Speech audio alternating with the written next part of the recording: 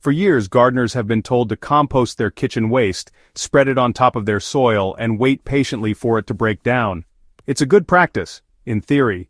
But for anyone dealing with depleted, compacted, or lifeless soil, surface composting often feels like too little, too late. That's where this method comes in. What I do now skips the waiting game, skips the pile flipping, and goes straight to the soil. It's simple. I dig a trench in my raised bed and bury something most gardeners wouldn't even consider. And it's transformed the way I build fertility. It's lazy, efficient, and deeply effective. Most people expect me to say I bury compost or leaf mold. But what actually goes into my raised beds is fermented food waste from my bokashi bucket, along with things like old rice, soggy bread, shredded cardboard, and sometimes even fish heads from the market. These are not your typical garden inputs, and yet, when buried properly, they don't attract pests, don't smell, and don't rot in a way that damages the soil. Instead, they activate a kind of underground composting zone that works faster and more powerfully than anything I've done on the surface. This approach brings nutrients and microbial activity straight to the root zone. It's not just recycling organic waste, it's targeted soil rehabilitation.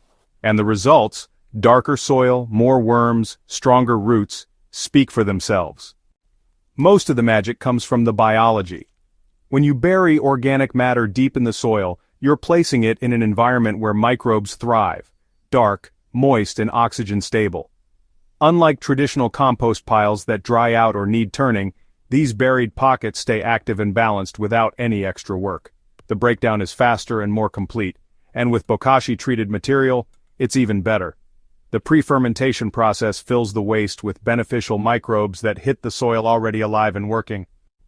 What happens next is a microbial feeding frenzy.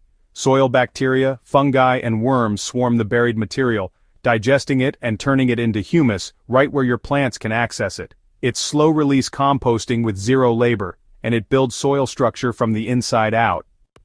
To make this work, I start with a trench about a foot deep, either in the center of an empty bed or beside the root zone of established plants.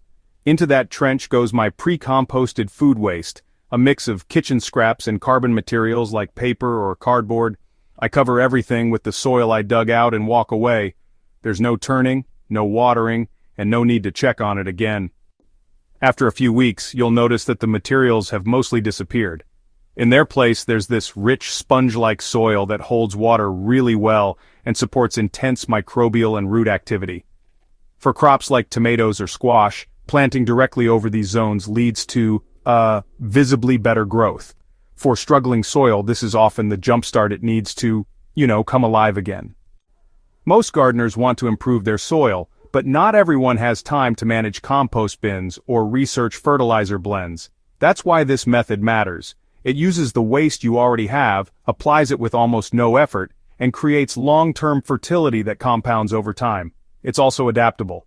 Whether your raised beds are new or struggling, this approach restores microbial life and boosts nutrient availability without disrupting your current planting plans.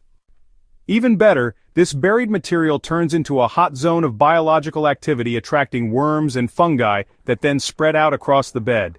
What you bury today becomes the foundation for the next season's growth, with no input required beyond that first trench.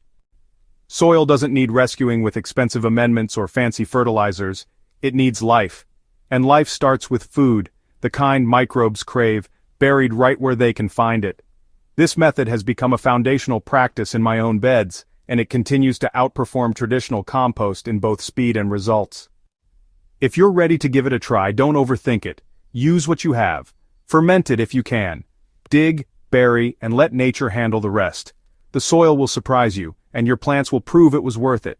Join me next time for more lazy genius soil solutions. Until then, keep feeding the soil from the bottom up.